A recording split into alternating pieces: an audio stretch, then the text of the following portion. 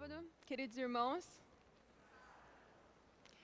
Para mim é um grande privilégio estar aqui, principalmente num sábado, que na realidade é um dia muito especial, é o dia que eu mais gosto. E eu acredito muito que para eu estar aqui neste dia, no último sábado deste ano de 2021, Deus tem um propósito. E se você está aqui nesta manhã, e você também de casa, Deus tem um propósito. Sem mais delongas, curve sua fronte, vamos falar com Deus.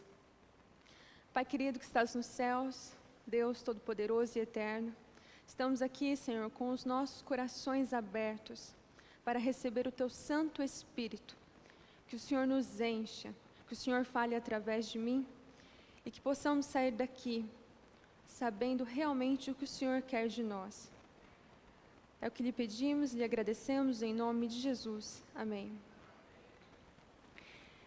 Em uma estrebaria de Belém, nasceu Jesus, o Salvador, e foi colocado numa manjedoura, o Filho do Altíssimo, aquele cuja presença inundou as cortes celestiais, havia nascido. João Batista e Jesus eram primos, todavia nunca haviam se comunicado antes. Porém, João cria que ele era o Messias. Logo após ser batizado, Jesus ouviu: "Este é o meu filho amado, em quem me comprazo."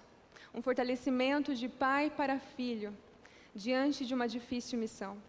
Jesus começou a sua obra quebrando o poder de Satanás sobre aqueles que sofriam.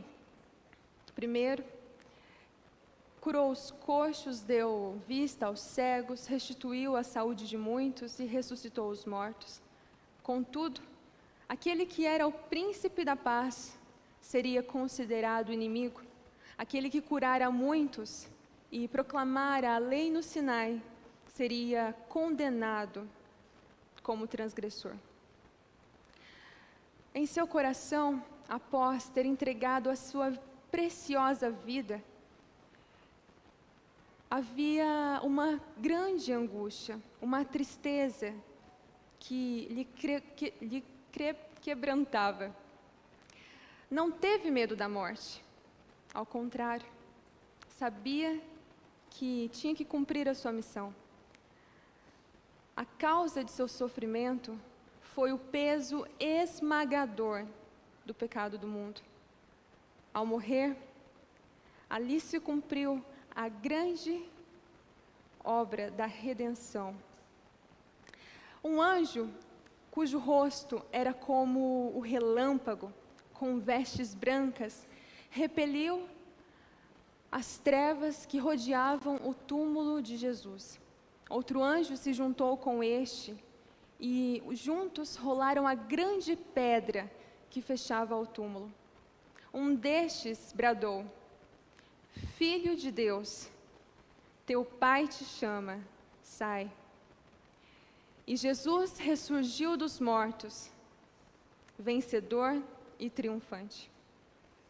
A segunda vinda de Cristo é a grande e bendita esperança da igreja, o grande ponto culminante do Evangelho. Abra sua Bíblia, por gentileza, em Apocalipse, capítulo 14, versículos 6 a 12.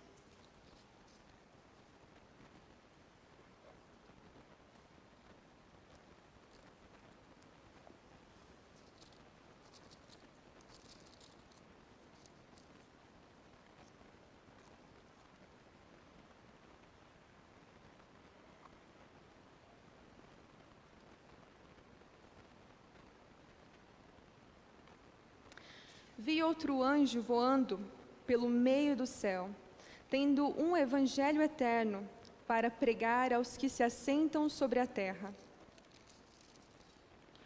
E a cada nação e tribo e língua e povo, dizendo em grande voz: temei a Deus e dai-lhe glória, pois é chegada a hora do seu juízo. e adorai aquele que fez o céu e a terra e o mar e as fontes das águas. Seguiu-se outro anjo, o segundo, dizendo: Caiu a grande Babilônia, que tem dado a beber a todas as nações do vinho da fúria da sua prostituição. Seguiu-se a estes outro anjo, o terceiro, dizendo em grande voz: Se alguém adora a besta e a sua imagem, e recebe a sua marca na fronte ou sobre a mão, também esse beberá do vinho da cólera de Deus, preparado sem mistura, do cálice da sua ira, e será atormentado com fogo e enxofre diante dos santos anjos e na presença do Cordeiro. A fumaça do seu tormento sobe pelos séculos dos séculos, e não tem descanso algum, nem de dia, nem de noite, os adoradores da besta e da sua imagem, e quem quer que receba a marca do seu nome. Aqui está a perseverança dos santos, os que guardam os mandamentos de Deus e a fé em Jesus. Essas 3 mensagens de Apocalipse 14 nos mostram a mensagem que Deus quer nos mostrar para os últimos dias desta terra. Também nos mostram as características da igreja remanescente para estes últimos dias. Em primeiro lugar, devemos adorar a Deus, porque o juízo chegou. Em segundo, caiu a grande Babilônia. A queda de Babilônia representa a queda de todos os poderes contrários a Deus e a sua palavra. Babilônia representa confusão. E em terceiro, aquele que adora a besta e recebe a sua marca, este também beberá do vinho da cólera de Deus. A primeira mensagem é um convite, a segunda, um aviso, e a terceira, uma consequência. Primeiramente, devemos adorar a Deus como Ele quer ser adorado. Em seguida, devemos nos distanciar de tudo aquilo que é confusão. E, finalmente, devemos confiar nele e guardar o sábado. O sábado, queridos irmãos, foi dado a toda a humanidade para comemorarmos a obra da criação.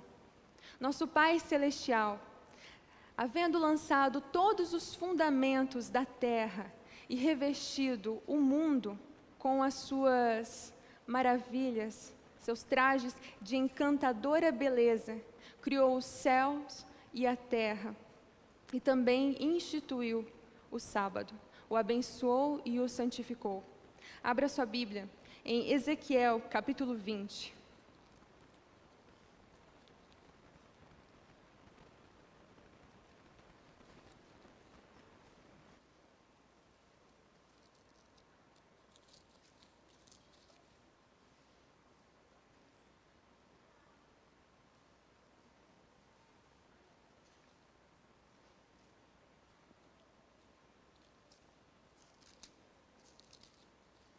Ezequiel capítulo 20, versículos 12, 19 e 20.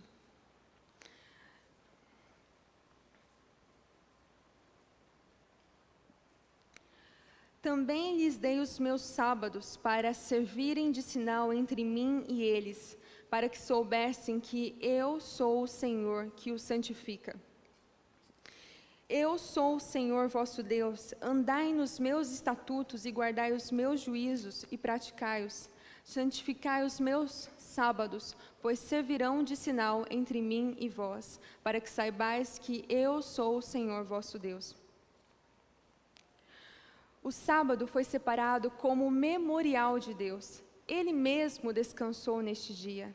E assim como a árvore do conhecimento do bem e do mal esteve no meio do jardim, no Éden, o sábado também se encontra no centro da santa e bendita lei de Deus.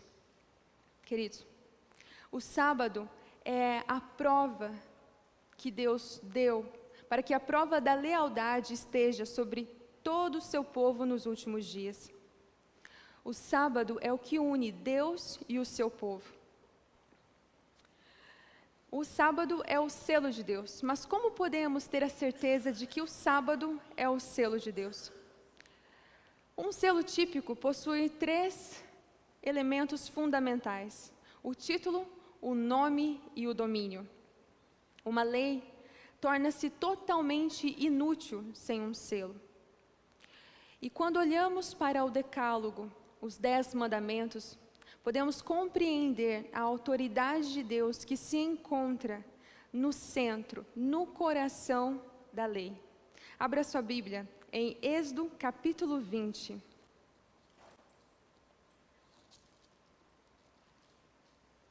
Versículos 8 a 11.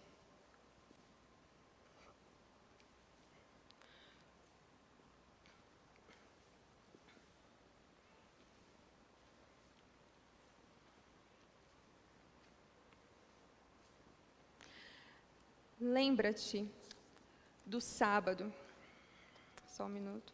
Lembra-te do dia de sábado para o santificar. 6 dias trabalharás e farás toda a tua obra, mas o 7º dia é o sábado do Senhor teu Deus. Não farás nenhum trabalho, nem tu, nem o teu filho, nem a tua filha, nem o teu servo, nem a tua serva, nem o teu animal, nem o forasteiro das tuas portas para dentro. Porque em 6 dias fez o Senhor os céus e a terra, o mar, e tudo o que neles há, e ao 7º dia descansou. Por isso o Senhor abençoou o dia de sábado e o santificou. Sem o sábado, os 10 mandamentos não possuem a autoridade de Deus, muito menos a autenticação. Como podemos, então, demonstrar a Deus que estamos dispostos a obedecê-lo? Abra sua Bíblia em Isaías, capítulo 58.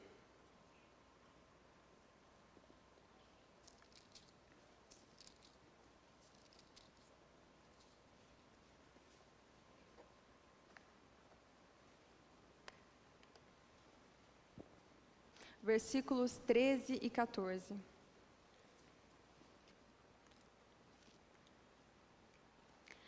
Se desviares o pé de profanar o sábado e de cuidar dos teus próprios interesses no meu santo dia, se chamares ao sábado deleitoso o santo dia do Senhor, digno de honra, e o honrares, não seguindo os teus caminhos, não pretendendo fazer a tua própria vontade, nem falando palavras vãs, então te deleitarás no Senhor.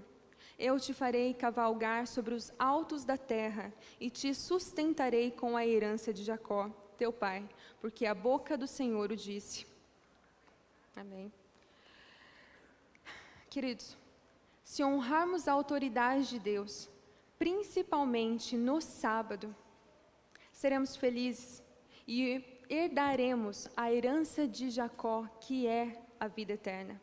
Algumas folhas para trás, em Isaías 56, versículos 6 e 7, está escrito assim: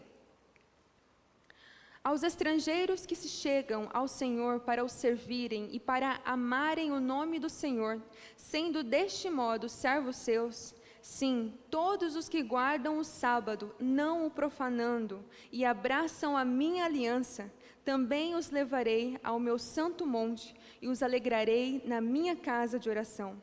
Os seus holocaustos e os seus sacrifícios serão aceitos no meu altar, porque a minha casa será chamada casa de oração para todos os povos. Queridos, o sábado não foi instituído ou não compete apenas aos judeus. Ao contrário, o sábado compete a toda criatura. O sábado é o que une, é o elo entre Deus e o seu povo. Mas,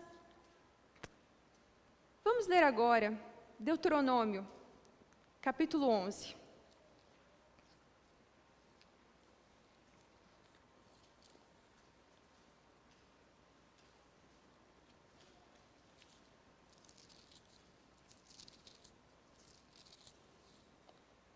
Versículos 13 a 20.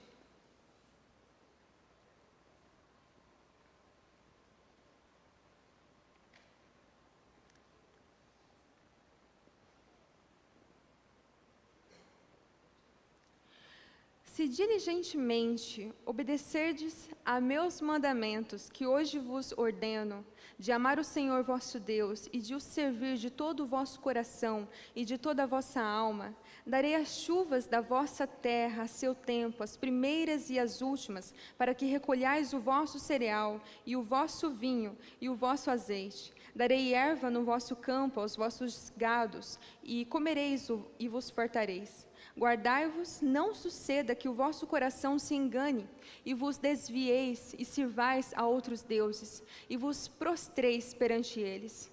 Que a ira do Senhor se acenda contra vós outros, e feche ele os céus, e não haja chuva, e a terra não dê a sua messe, e cedo sejais eliminados da boa terra que o Senhor vos dá. Ponde, pois, estas minhas palavras no vosso coração e na vossa alma, atai-as por sinal na vossa mão, para que estejam por frontal entre os olhos. Ensinai-as aos vossos filhos, falando delas, assentados em vossa casa, e andando pelo caminho, e deitando-vos e levantando-vos. Escrevei-as nos umbrais de vossa casa e nas vossas portas. A lei deve estar escrita, então, em nossa mão e em nossa fronte. Interessante que os judeus tinham o costume de escrever a lei nas mãos e em uma plaquinha e colocá-la em sua fronte, para que todos soubessem que eles tinham a lei de Deus. Porém, isso era uma prática totalmente equivocada, porque não era isso que Deus quis dizer. Ao dizer que a lei deve estar na mão e na fronte, Deus quis dizer que devemos agir conforme a lei e pensar de acordo com a lei. Além disso, Ele também nos disse que esta deve estar escrita, cravada em nossos corações. A lei em nossa vida é importantíssima. E assim como Marcos, capítulo 2, versículo 27 nos diz, o homem não foi feito por causa do sábado, mas o sábado foi feito por causa do homem. Isso nos mostra que necessitamos do sábado. Necessitamos ainda mais de nutrir uma comunhão especial e profunda com este Deus, que é necessário ser conhecido cada vez mais, dia após dia. Porque o Deus que nós servimos é o Deus do sábado. No entanto, queridos irmãos, se o sétimo dia do Senhor é o sábado, se Ele mesmo o abençoou e o santificou, e até mesmo descansou neste dia, por que grande parte dos cristãos guardam o domingo como dia santo? Abra sua Bíblia em Daniel, capítulo 8, versículos 1 a 12.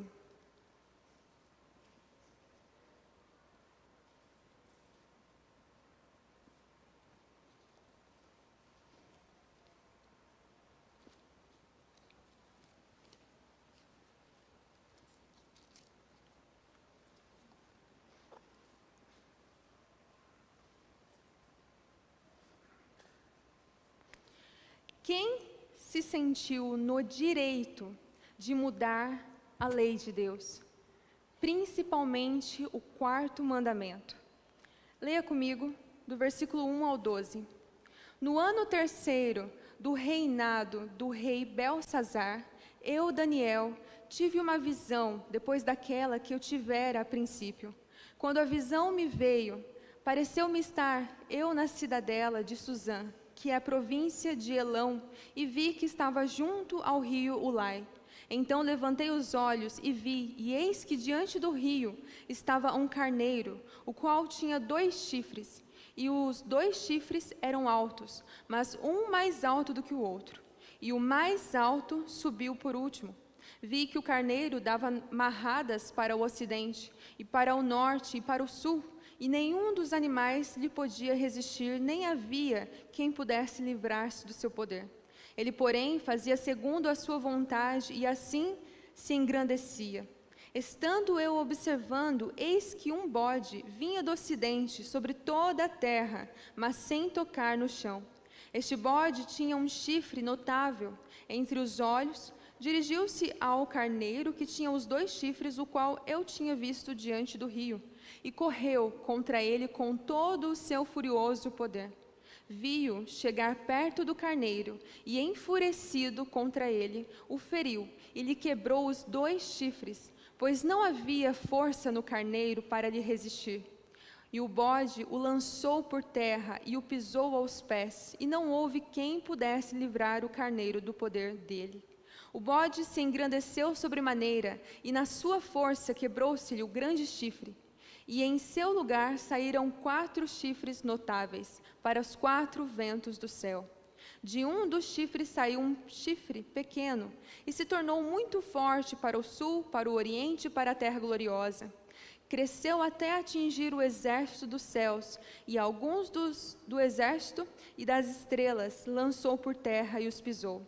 Sim, engrandeceu-se até ao príncipe do exército. Dele tirou o sacrifício diário, e o lugar do seu santuário foi deitado abaixo.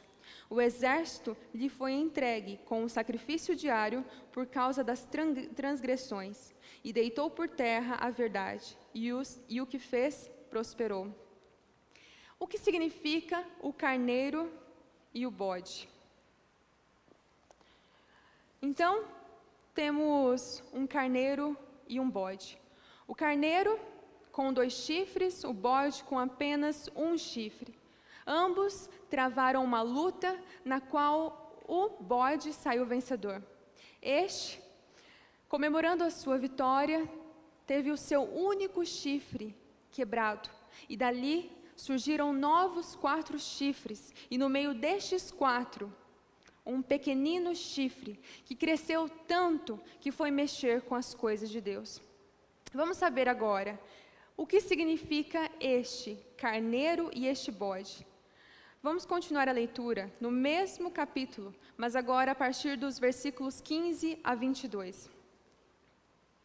Havendo eu, Daniel, tido a visão, procurei estendê-la, e eis que se me apresentou diante uma com aparência de homem, e ouvi uma voz de homem de entre as margens do Ulai, a qual gritou e disse: Gabriel, dá a entender a este a visão.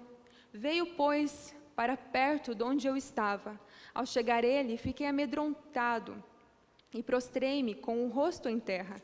Mas ele me disse: Entende, filho do homem, pois esta visão se refere ao tempo do fim. Falava ele comigo quando caí sem sentidos, rosto em terra. Ele, porém, me tocou e me pôs em pé no lugar onde eu me achava, e disse: Eis que te farei saber o que há de acontecer no último tempo da ira, porque esta visão se refere ao tempo determinado do fim.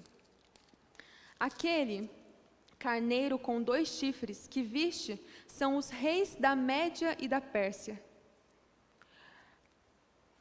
Então, o carneiro é a Medo-Pérsia, que foi vencida e conquistada pela Grécia, representada pelo bode.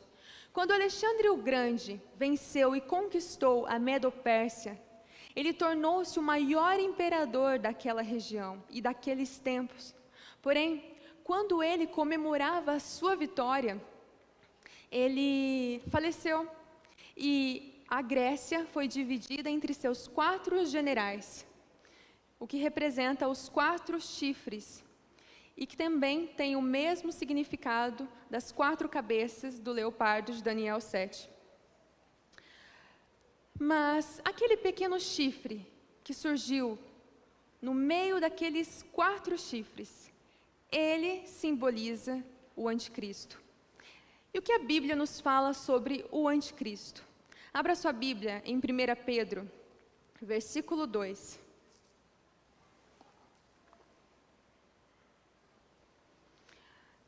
Capítulo 2, perdão, versículo 18.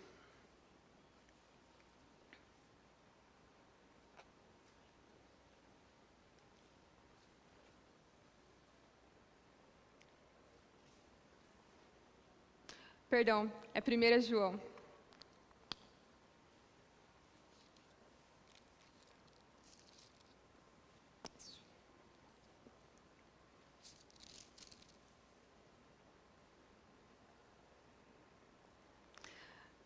Filhinhos, já é a última hora, e como ouvistes que vem o anticristo, também agora muitos anticristos têm surgido, pelo que conhecemos que é a última hora. Neste versículo, João enfatiza 2 vezes que esta é a última hora. E depois ele diz que nesta última hora apareceria muitos anticristos. Quer dizer então que nos finais dos tempos muitos anticristos apareceriam. E de acordo com o dicionário, a palavra anticristo significa aquele que é contra Cristo, ou aquele que quer tomar o lugar de Cristo. Todas as pessoas que são contra Cristo, contra o cristianismo, e não aceitam a verdade de Deus porque não querem aceitar, são consideradas anticristos. Continuemos a leitura no versículo 19. Eles saíram de nosso meio, entretanto não eram dos nossos, porque se tivessem sido dos nossos, teriam permanecido conosco. Todavia, eles se foram para que ficasse manifesto que nenhum deles é dos nossos. Isso nos mostra que muitos destes anticristos fizeram parte da igreja remanescente, conheceram um dia a verdade de Deus, mas que hoje saíram e hoje se colocam contra a Deus e a sua palavra. E estes são considerados pela Bíblia como anticristos. Mas quem é o principal anticristo? Sabemos que Satanás é o anticristo por excelência, mas ele usa alguém, um homem. Abra sua Bíblia em 2 Tessalonicenses, capítulo 2.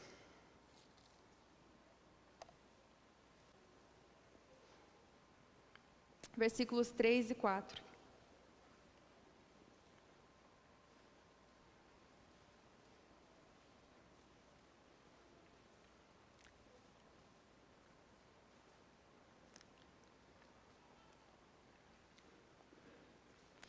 Ninguém de nenhum modo vos engane, porque isto não acontecerá sem que primeiro venha a apostasia e seja revelado o homem da iniquidade, o filho da perdição, o qual se opõe e se levanta contra tudo que se chama Deus, ou é objeto de culto, a ponto de assentar-se no santuário de Deus, ostentando-se como se fosse o próprio Deus.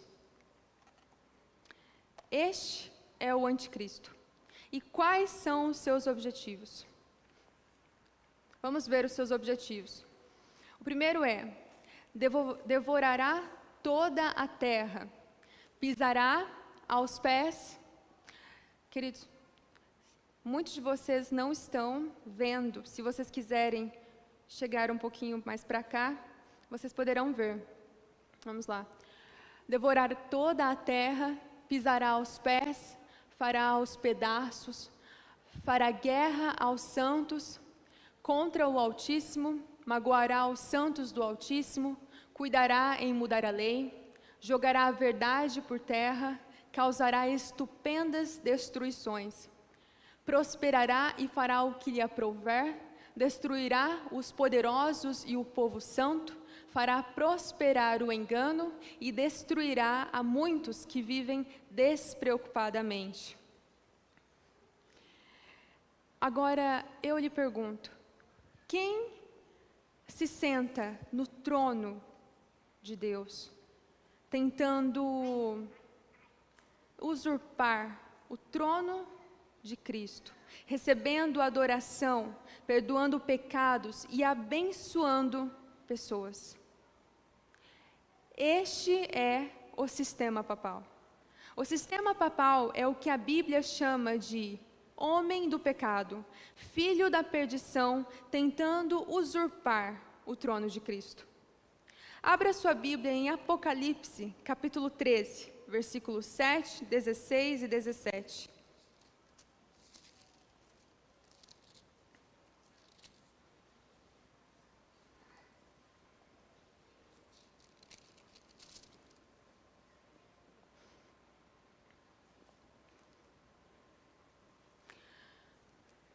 Foi-lhe dado também que pelejasse contra os santos e os vencesse.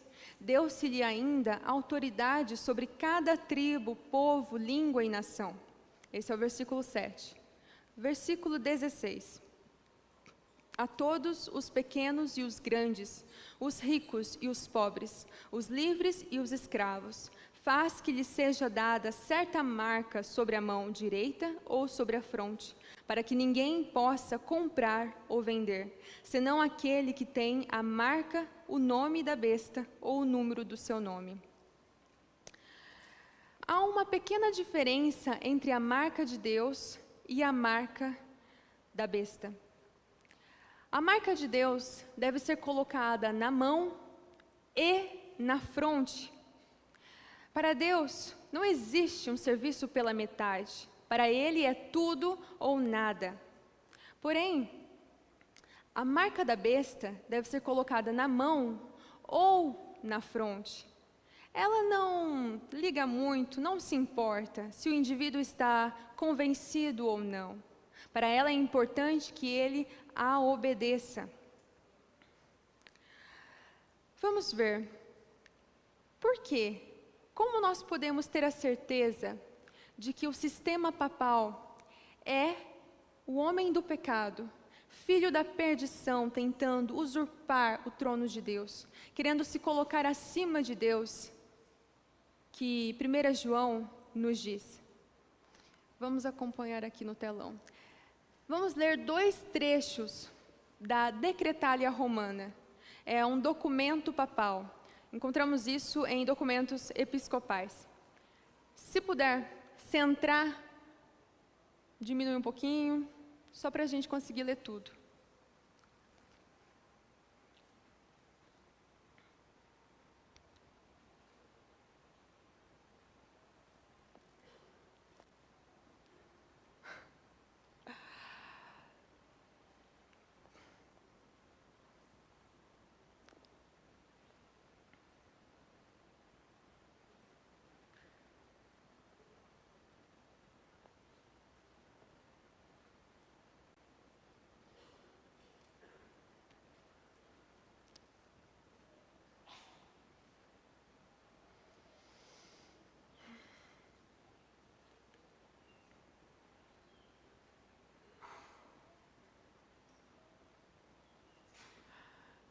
Eu vou ler o primeiro, que está... Isso, diminui. Pode diminuir.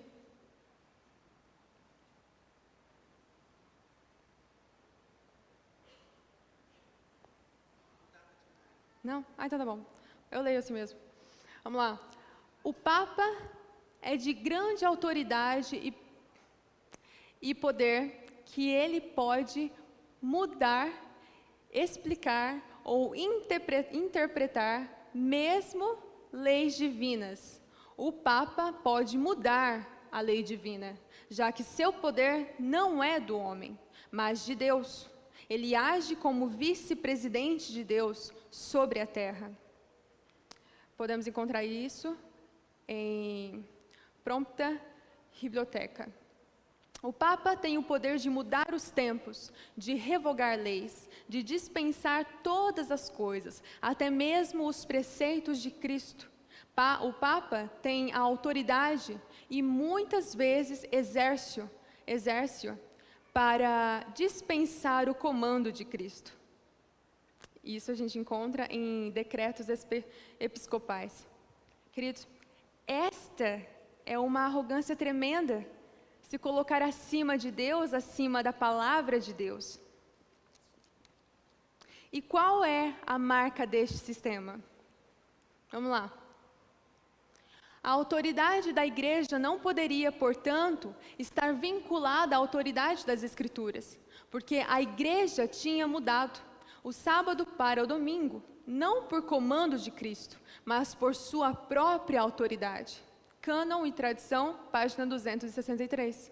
A Bíblia diz: lembra-se que você mantenha santo o dia do sábado. A Igreja Católica diz: não, pelo meu poder divino, eu aboli o dia do sábado e ordeno que você mantenha o santo no primeiro dia da semana. E e a todo mundo civilizado se curva em obediência reverente ao comando da Santa Igreja Católica. American Sentinela, junho. Domingo é nossa marca de autoridade. A igreja está acima da Bíblia e essa transferência de observância do sábado é a prova desse fato. Registro Católico, 1º de setembro de 1923. Então, nós temos duas marcas e uma escolha. Duas marcas. Uma escolha, obedecer a Deus ou ao anticristo. E se nós obedecemos a Deus, qual dia nós iremos guardar? O sábado. Exatamente. Não encontra-se na Bíblia a mudança do sábado para o domingo. Mas por que então grande parte da população protestante guarda o domingo como dia santo?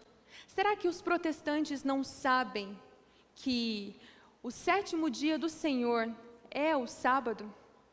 Queridos irmãos, os líderes protestantes sabem que o sábado é o 7º dia do Senhor, porém guardam o domingo por causa da tradição. Aqui, domingo é fundado não das Escrituras, mas da tradição. E só um minuto que eu vou colocar meu óculos. Agora vai ficar melhor. Isso. Domingo é fundado não das Escrituras, mas da tradição. E é claramente uma instituição católica. Como não há Escrituras para a transferência do dia de descanso do último para o primeiro dia da semana, os protestantes devem manter seu sábado no sábado e assim deixar os católicos em plena posse de domingo. Registro Católico, 1893. Você pode ler a Bíblia de Gênesis para Apocalipse e você não encontrará uma única linha autorizando a santificação do domingo. E as Escrituras reforçam a observância religiosa do sábado. Cardeal Gibbons, A Fé de Nosso Pai. Se os protestantes seguissem a Bíblia, deveriam adorar a Deus no dia do sábado. Ao manter o domingo, eles estão seguindo uma lei da Igreja Católica. Albert Smith, 1920. Abra sua Bíblia em Mateus, capítulo 15.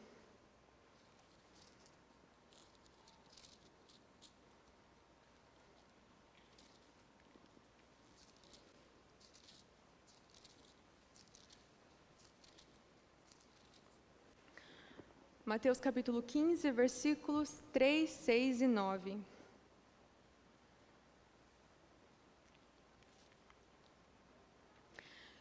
Ele, porém, lhes respondeu: por que transgrides vós também o mandamento de Deus por causa da vossa tradição? Esse jamais honrará seu pai ou a sua mãe, e assim invalidastes a palavra de Deus por causa da vossa tradição. E em vão me adoram, ensinando doutrinas que são preceitos de homens.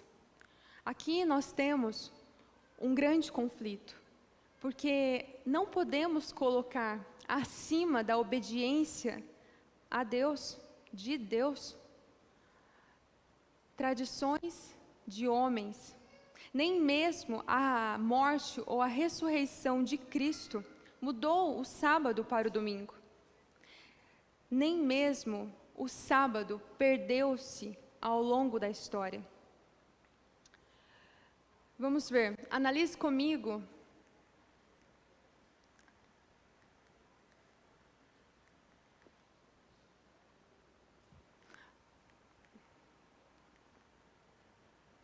pode ir. Essa aqui. Isso. A linha do tempo do mundo. Aqui nós temos a criação.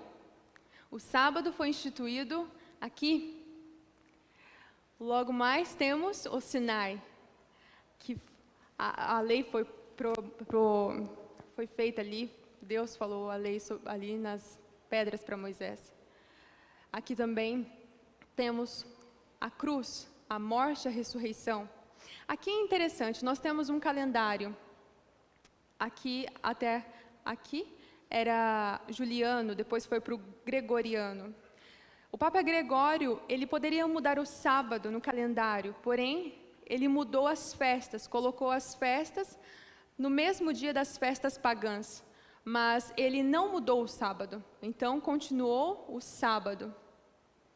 E depois, até Cristo voltar, e também lá na nova terra, nós adoraremos a Deus no sábado. Então, na Bíblia, desde o começo até o final, não está escrito, não tem provas de que o sábado foi mudado para o domingo. Queridos irmãos, o sábado, muito em breve, será um dos assuntos mais polêmicos dos últimos dias. O sábado é a oposição direta à marca da besta. E quando nós guardamos o sábado, estamos declarando a nossa fidelidade a Deus.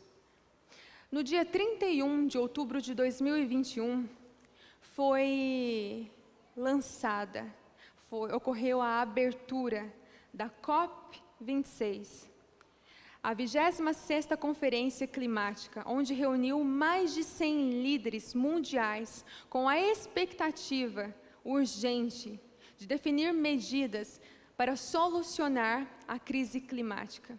E lá também, nestas reuniões, foram discutidas todos os aspectos da Laudato Si, a encíclica feita pelo Papa e lançada em 2015. Desde o começo também, os Estados Unidos encabeçou o movimento climático, dizendo que o Papa Francisco ele tem a autoridade e a obrigação de persuadir o mundo para que todos ajam conforme uma agenda. Acompanhe comigo. Aqui. Carrie, crise climática, a voz do Papa mais importante do que nunca.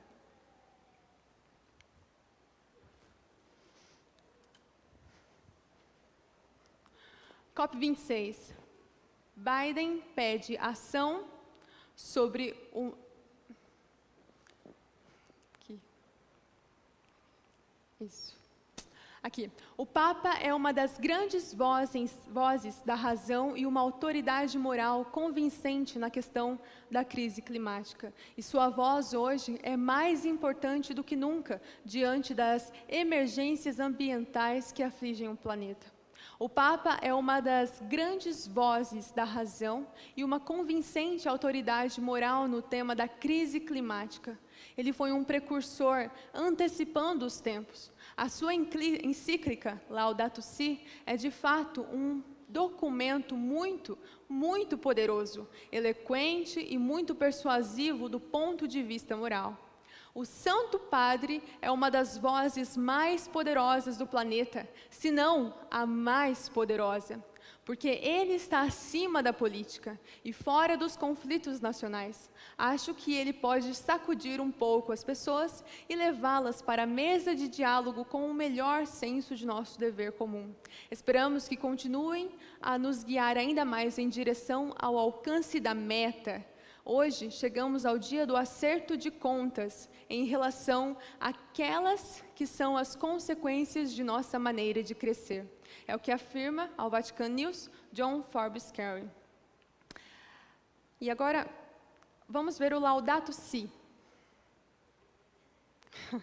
Aqui. No capítulo 6, são muitos capítulos, você tem que ler todas as páginas até você encontrar esta. Educação e espiritualidade ecológicas, os sinais sacramentais e o descanso celebrativo. A participação na Eucaristia é especialmente importante ao domingo. Este dia, à semelhança do sábado judaico, é-nos oferecido como dia de cura das relações do ser humano com Deus, consigo mesmo, com os outros e com o mundo. O domingo é o dia da ressurreição, o primeiro dia da nova criação, que tem as suas primícias na humanidade ressuscitada do Senhor, garantia da transfiguração final de toda a realidade criada. Além disto, este dia anuncia o descanso eterno do homem em Deus. Assim, a espiritualidade cristã integra o valor do repouso e da festa. Kerry é um deputado de Biden, norte-americano, que ele é mandado para resolver todos os movimentos climáticos e ambientais norte-americanos. E ele disse que o Papa e o Laudato Si, a sua encíclica, é poderosa. Na realidade, é a melhor coisa que foi feita.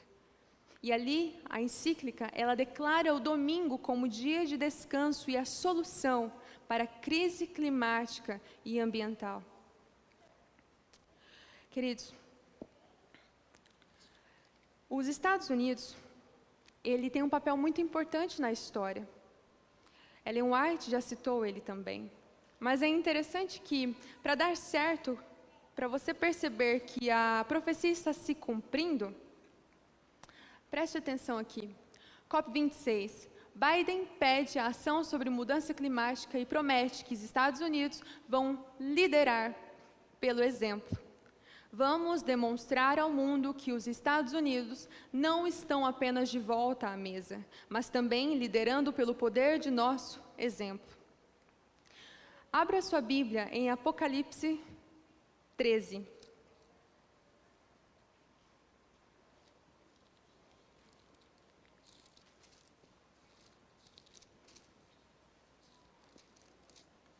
Versículos 11 e 12.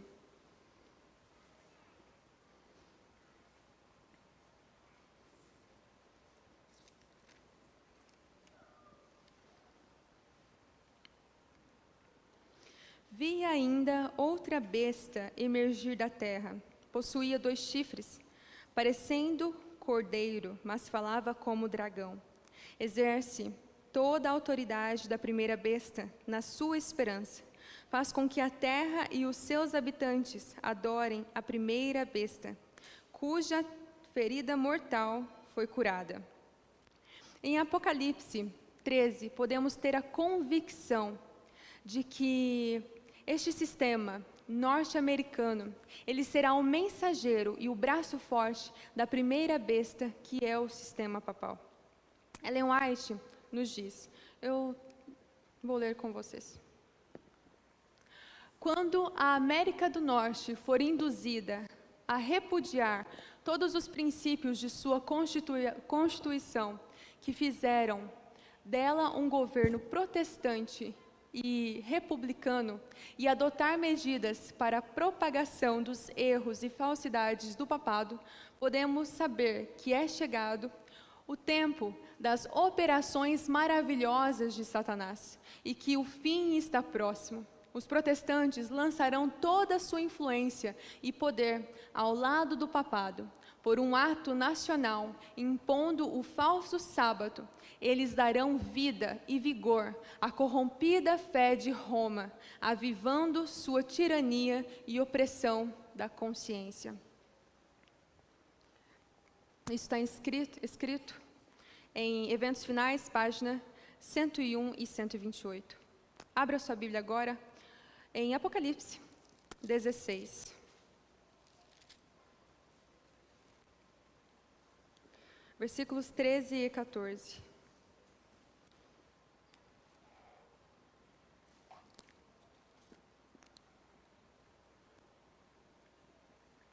Então vi sair da boca do dragão, da boca da besta e da boca do falso profeta 3 espíritos imundos, semelhantes a rãs, porque eles são espíritos de demônios, operadores de sinais, e se dirigem aos reis do mundo inteiro, com o fim de ajuntá-los para a peleja do grande dia do Deus Todo-Poderoso. Aqui, a palavra de Deus nos mostra que há 3 poderes que estão pregando mensagens mensagens e doutrinas de demônios e estão enganando milhares e milhares de pessoas. O dragão, que é Satanás, hoje prega a sua doutrina através do espiritismo, a imortalidade da alma. A besta, que é o sistema religioso romano, ela é contra a lei de Deus, principalmente o sábado. E o falso profeta, que é o cristianismo apostatado, principalmente nos Estados Unidos, que se associou ao papado na imortalidade da alma e na guarda do domingo como dia santo. Este trio constitui a grande Babilônia dos últimos dias. A imortalidade da alma unirá as religiões, e a guarda do domingo como dia santo unirá a política religiosa. E outra coisa interessante, como podemos ver que as profecias estão se cumprindo ao nosso redor? O domingo do clima está em vigor em muitos países da Europa, e muitos primeiros ministros, muitos presidentes já querem aderi-la para 2022 e 2023. Aqui. O domingo do clima para uma igreja sempre mais ativa. As igrejas da Grã-Bretanha e da Irlanda foram convidadas a participar da iniciativa, o Domingo do Clima. Assim explicou Dom John Arnold, bispo da Salford e responsável pelo setor do meio ambiente, na Conferência Episcopal da Inglaterra e País de Gales. Em um mundo pós-pandêmico, o projeto Domingo do Clima é uma excelente oportunidade para as paróquias católicas na Inglaterra e Gales, destacou, assim como para nossos irmãos e irmãs de outras igrejas cristãs, para compreendermos a responsabilidade de cuidar de nosso planeta e de rezar e agir em resposta à emergência climática. Assim como Ellen White nos diz em O Grande Conflito, página 588,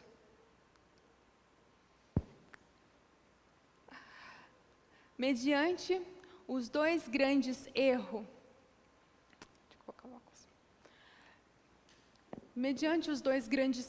a imortalidade da alma e a santidade do domingo, Satanás há de enredar o povo em suas malhas. Enquanto o primeiro lança o fundamento do espiritismo, o último cria um laço de simpatia com Roma. Os protestantes dos Estados Unidos serão os primeiros a estender as mãos através do abismo para apanhar a mão do espiritismo. Estender-se-ão por sobre o abismo para dar as mãos ao poder romano, e sob a influência desta tríplice união, este país seguirá as pegadas de Roma, desprezando os direitos da consciência.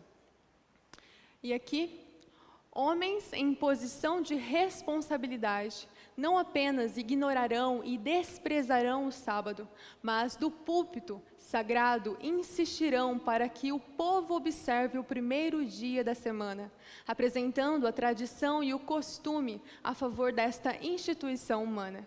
Eles apontarão as calamidades na terra e no mar, as tempestades de ventos, as inundações, terremotos, destruição por fogo, como sendo os julgamentos que indicam o desagrado de Deus, porque o domingo não está sendo observado como santo. Essas calamidades aumentarão mais e mais, um desastre atrás do outro. E aqueles que desprezam a lei de Deus apontarão para os poucos que ainda guardam o sábado do quarto mandamento como aqueles que estão trazendo a fúria de Deus para o mundo. Este engano é um artifício de Satanás que ele usará para enredar os descuidados. Revista Sinais dos Tempos, de 1884.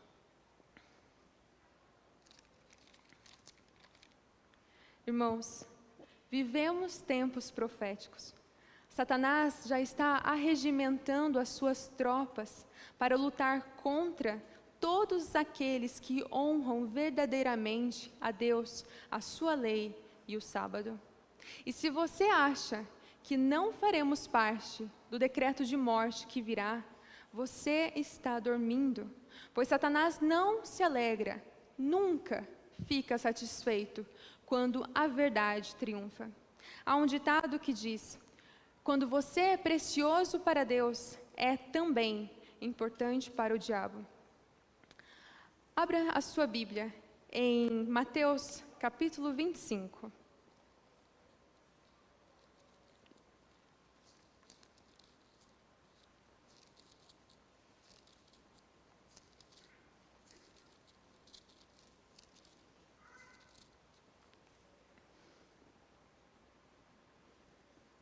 Versículos 5 a 12.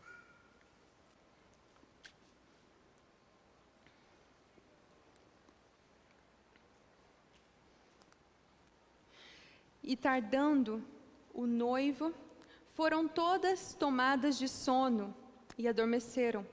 Mas à meia-noite ouviu-se um grito: eis o noivo, saía a seu encontro. Então se levantaram todas aquelas virgens e prepararam as suas lâmpadas. E as nécias disseram às prudentes: dai-nos do vosso azeite, porque as nossas lâmpadas estão se apagando. Mas as prudentes responderam: não, para que não nos falte a nós e a vós outras. Ide antes aos que o vendem e comprai-o. E saindo elas para comprar, chegou o noivo. E as que estavam apercebidas entraram com ele para as bodas, e fechou-se a porta. Mais tarde chegaram as virgens nécias, clamando: Senhor, Senhor, abre-nos a porta. Mas ele respondeu: em verdade vos digo, que não vos conheço. Vigiai, pois, porque não sabeis o dia nem a hora. Aqui, a lâmpada simboliza a palavra de Deus, o azeite, o Espírito Santo. E entrar para as bodas é passar pelo juízo investigativo de Deus e ser aprovado por Ele. Querido amigo, querida amiga, como você está hoje? Está desperto ou dormindo? Qual dia você tem de fato guardado? Tem guardado o sábado com toda a fidelidade, do começo ao fim, mesmo sabendo das futuras consequências? Nós somos um povo privilegiado. Nós somos o Israel presente.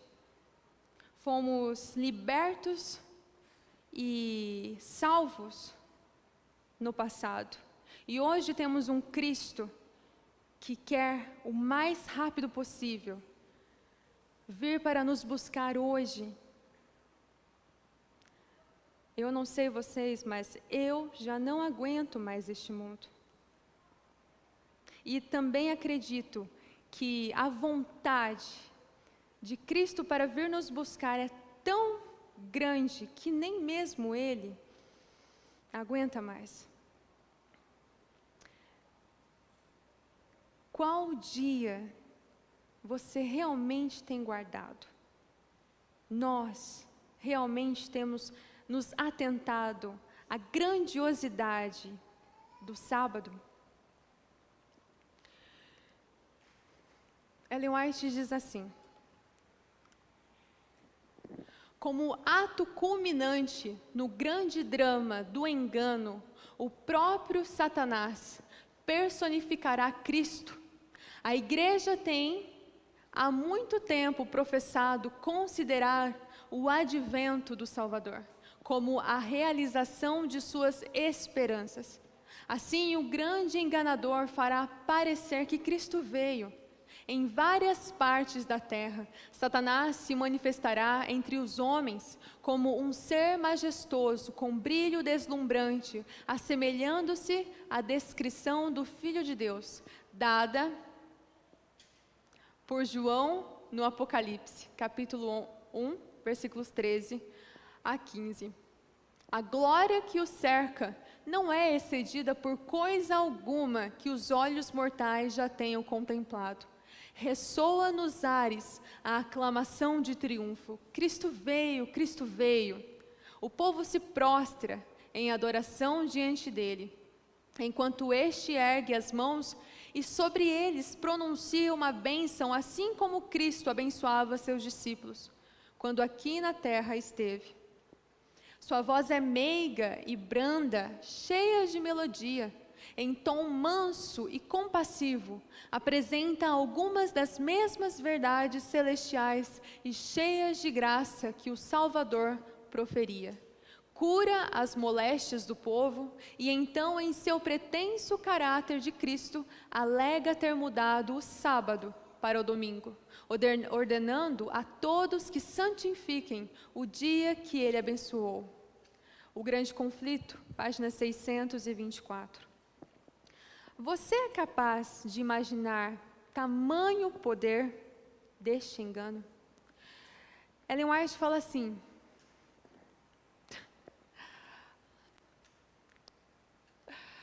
estamos vivendo no período mais solene da história deste mundo. O destino das imensas multidões da terra está prestes a decidir-se. Nosso próprio bem-estar futuro e também a salvação de outras almas dependem do caminho que ora seguimos. Necessitamos ser guiados pelo Espírito da Verdade. Todo seguidor de Cristo deve fervorosamente indagar: Senhor, que queres que eu faça? Necessitamos humilhar-nos perante o Senhor com jejum e oração e meditar muito em sua palavra, especialmente nas cenas do juízo. Cumpre-nos buscar agora uma experiência profunda e viva nas coisas de Deus, para não temos um momento a perder. Acontecimentos de importância vital estão a ocorrer em redor de nós. Estamos no terreno encantado de Satanás. Não durmais, sentinelas de Deus. O adversário está perto, de emboscada, pronto para qualquer momento, caso vos torneis negligentes e sonolentos, saltar sobre vós e fazer-vos presas suas. Sabe, quando Deus traz luz a você, removendo as trevas, e Ele toca profundamente, você sente esta profunda... Pode tirar a música. Obrigada. Quando Deus traz luz a você, removendo todas as trevas ao seu redor, e você recusa esta luz, você rejeita esta luz conscientemente, automaticamente você já recebe a marca da besta espiritualmente, de forma com que, quando esta for de fato obrigatória a todos, você estará disposto, perfeitamente disposto a aceitá-la. Todo aquele que, quando for chamado a adorar a Deus naquele dia, no futuro decreto dominical, no sábado, quando decisões pessoais deverão ser tomadas, e não escutá-lo, receberá a marca da besta. Abra sua Bíblia novamente em Apocalipse 14.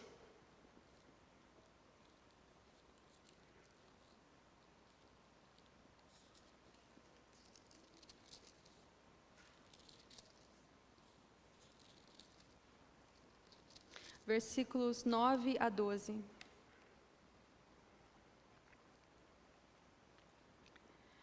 Seguiu-se a estes outro anjo, o terceiro, dizendo, em grande voz: se alguém adora a besta e a sua imagem, e recebe a sua marca na fronte ou sobre a mão, também esse beberá do vinho da cólera de Deus, preparado sem mistura, do cálice da sua ira, e será atormentado com fogo e enxofre, diante dos santos anjos e na presença do Cordeiro.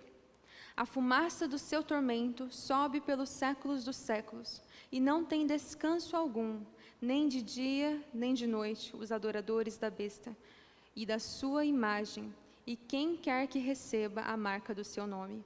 Aqui está a perseverança dos santos, os que guardam os mandamentos de Deus e a fé em Jesus. Amém. A marca da besta, quando nós a aceitamos, ao recebê-la em nossa fronte, estaremos dando a entender que estamos de acordo com as suas instruções. Mas quando aceitamos apenas em nossa mão, quer dizer que, mesmo não aceitando as suas instruções, estamos dispostos a sacrificar a nossa vida eterna para dar seguimento em nossa vida aqui na terra, para proteger a nossa vida aqui na terra. Queridos, o que está para acontecer e ainda acontecerá não surpreende a Deus, mas é um grande despertador para a humanidade. Deus não está atrás de mancos espirituais. Ele está atrás de homens e mulheres determinados, que chamem o pecado pelo nome. Queridos, reflita, olhe para este momento presente ao seu redor. As profecias estão se cumprindo. Há momento mais urgente do que este para nos aprofundarmos nas palavras bíblicas e anunciarmos as 3 mensagens angélicas. Essas mensagens não são apenas um aviso, mas também nos trazem esperança na justiça de Deus, justiça em Sua palavra, palavra esta que é segura, poderosa e confiável. Devemos cada vez mais devemos cada vez mais clamar, pedir o derramamento do Espírito Santo sobre nós, para que sejamos determinados, perseverantes e para termos discernimento, a ponto de não termos medo em anunciarmos as verdades de Deus. Hoje, Deus nos chama a todos nós para termos cada vez mais uma comunhão profunda com Ele, para nos aprofundarmos em Sua palavra e principalmente reconhecer o sábado como a Sua marca, como o selo, a união entre Ele e nós, o que irá nos diferenciar nestes últimos dias. Ele chama a sua igreja a realmente a despertar, porque este é sim o final de tudo. Não temos a certeza para o ano de 2022. Na realidade, não temos a certeza do que irá acontecer, mas temos a certeza que Cristo está voltando. Não guarde o sábado como os fariseus faziam. Peça a Deus obediência, uma obediência originada no amor de Cristo, amor a Deus e amor à sua verdade. Se você for fiel a Ele, em tudo, será um servo pronto para a sua volta. E se você permanecer nele até o fim, a vitória será sua. E como Amós capítulo 4, versículo 12 nos diz: prepara-te, ó Israel, para te encontrares com o teu Deus. Agora, o Douglas irá cantar. E se você almeja o derramamento do Espírito Santo sobre você, se você olha para dentro de si e vê que necessita de uma preparação para esses últimos dias, levante-se, que eu quero orar com você.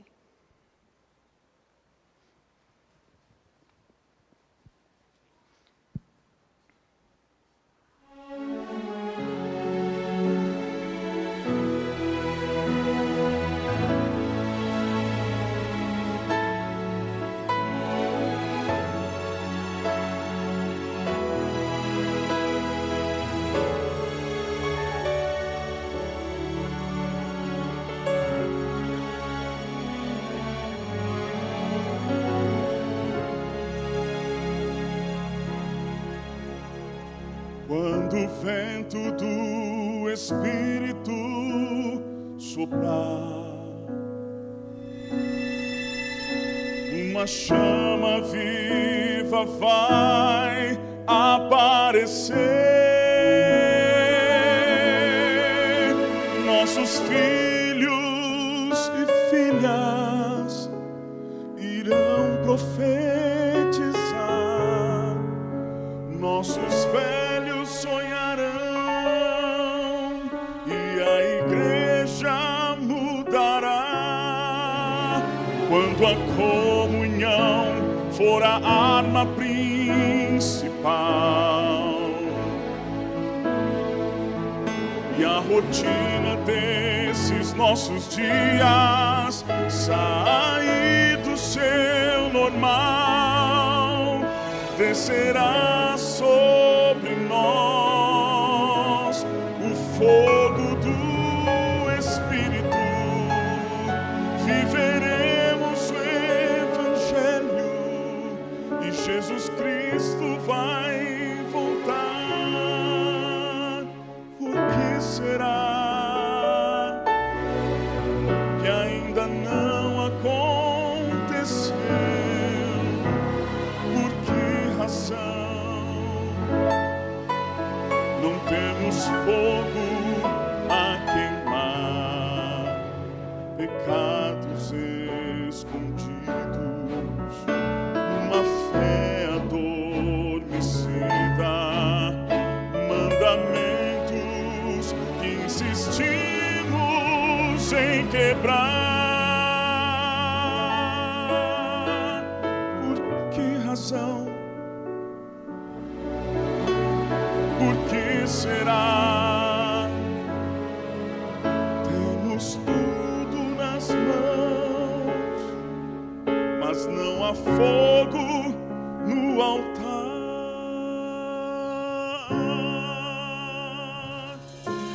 Quando o vento do Espírito soprar, uma chama viva vai aparecer. Nossos filhos e filhas irão profetizar,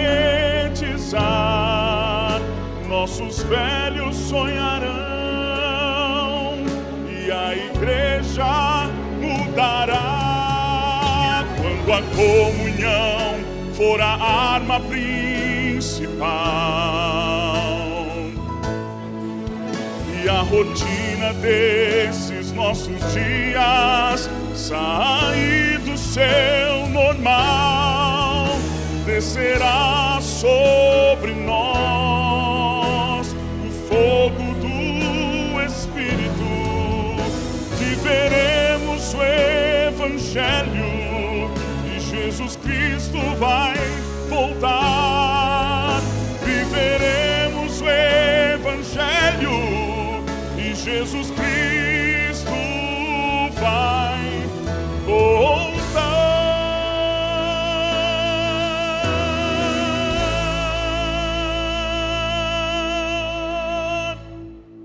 Amém. Amém.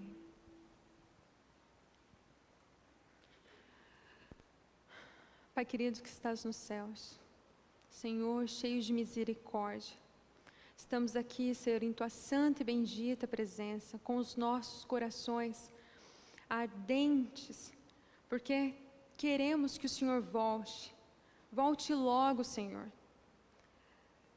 Nós sabemos que o Senhor nasceu por um bem maior, nos trazer a libertação, nos salvar, tirar o pecado do mundo. Mas também sabemos que o Senhor está próximo, o Senhor ressurgiu dos mortos, vencedor e triunfante, venceu o pecado, venceu todas as garras do mal, quer nos trazer salvação. Não temos a certeza para nada neste mundo aqui, a nossa única certeza é que o Senhor está voltando, e apesar das dificuldades que virão a ocorrer, sabemos que esta é a melhor coisa, a melhor notícia que podemos ter, pois sabemos que o nosso Redentor está voltando para nos buscar e nos tirar deste mundo cheio de sofrimento, de tristeza, para nos levar para o nosso lar. Pai querido, que o Senhor não permita que venhamos desanimar, não permita que as coisas deste mundo venham nos desfalecer, que o Senhor nos mantenha perseverantes, determinados, que possamos ser servos e filhos fiéis, que possamos merecer o Teu céu, a nova Jerusalém. Esteja conosco, Senhor, com todas as famílias aqui representadas, com aqueles também que estão em casa. Sabemos que o Senhor é um Pai de amor e misericórdia e jamais nos abandonará, nos deixará sozinhos. Que o Senhor seja nosso escudo, a nossa armadura. E mesmo que qualquer pessoa venha colocar qualquer dia no lugar do Teu sábado, nós sabemos que este é o selo que nos une a Ti. Que o Senhor venha se fazer presente em nossas vidas. Que o Senhor acompanhe todos nós até as nossas casas. É o que lhe pedimos e lhe agradecemos em nome de Jesus. Amém. Amém.